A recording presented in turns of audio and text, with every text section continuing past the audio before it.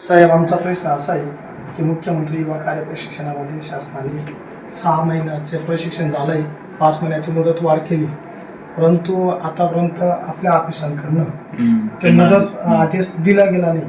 तर तुम्ही तात्काळ आदेश काढावा आणि जे शासकीय निमशासकीय जे प्रशिक्षणार्थी असतील, कारण शाळा रेग्युलर चालू आहेत. आतापर्यंत 6 महिन्यापासून आम्ही रेग्युलर काम करत होतो आणि मे महिन्यापर्यंत रेग्युलर अजून शाळा चालतील. कारण प्रशिक्षण आम्हाला अधिकाऱ्यांकडून दिलं जातं, आम्हाला विद्यार्थ्यांकडनं प्रशिक्षण दिलं जात नाही. म्हणून अधिकारी जोपर्यंत ते आस्थापनावर आहेत तोपर्यंत आम्हाला प्रशिक्षणाचे लगेच तुम्ही जाहीर काढावं आणि आम्हाला सांभाळून घ्यावं. तसं नसलं तर आमचं रस्ता रोको आंदोलन होतील, याला जबाबदार शासन राहील असं आम्हाला वाटतं.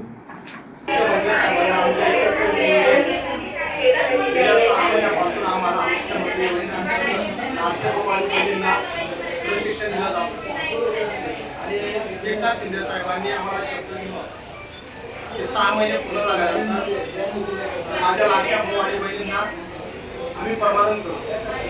तुम्ही दिलेला शब्द देवेंद्र फडणवीस साहेब आणि एकनाथ शिंदे साहेब, मंगलबाबा थोरात साहेब, तुम्हाला आमची एकच विनंती आहे, तुम्ही परमानंद करू असा शब्द दिला होता. 5 महिने वाढून दिले, तुमचे आभार. परंतु या 11 महिने आमचं पूर्ण झाल्यानंतर आम्ही जास्त काम करत आहोत. त्या असताना आम्हाला प्रमाणन द्या. जर तुम्हाला डॉक्टर बाबासाहेब आंबेडकर साहेब बाळासाहेब ठाकरेंचे विचार तुम्हाला मान्य असतील तर तुम्ही आम्हाला प्रमाणन करणार असा एक अपेक्षा करतो.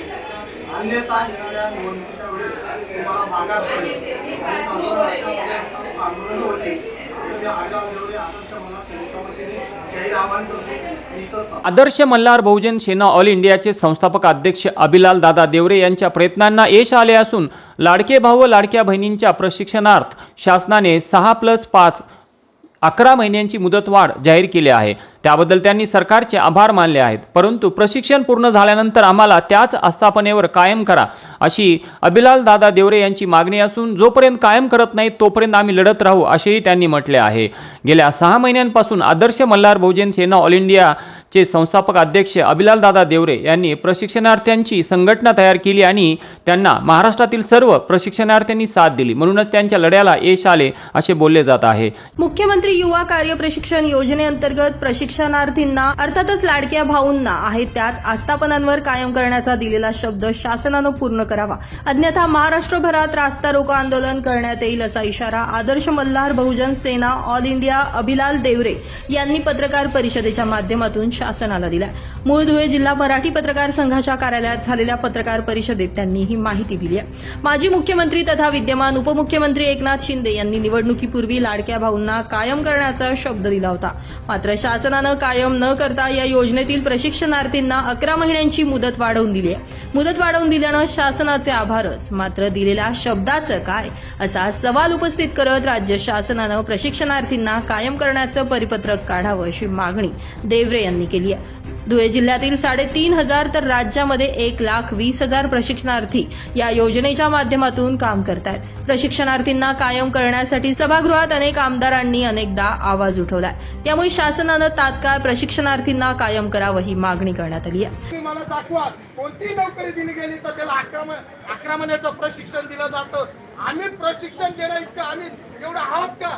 आम्ही ज्या दिवसापासून गेलो त्या आस्थापनावर त्या दिवसापासून मी स्वतः प्राथमिक शाळेमध्ये आहे. आतापर्यंत मुख्याध्यापकांनी सांगावं की अभिलाल तुला प्रशिक्षण दिलं आहे. असं प्रशिक्षण कोणत्याही आस्थापनाच्या प्रमुखांनी दिलेलं नाही. आम्ही ना आहोत ते आम्ही 5वीचा वर्ग सांभाळला, मी 3रीचा वर्ग सांभाळला, माझ्या भगिनींनी सर्व वर्ग सांभाळले. आतापर्यंत आमच्या वर्गामध्ये चौकशी लावावी, यांच्या शिक्षण मंत्री असतील यांनी पुढे यावं, चौकशी करावी आमच्या विद्यार्थ्यांनी आम्ही कसं घडवलंय.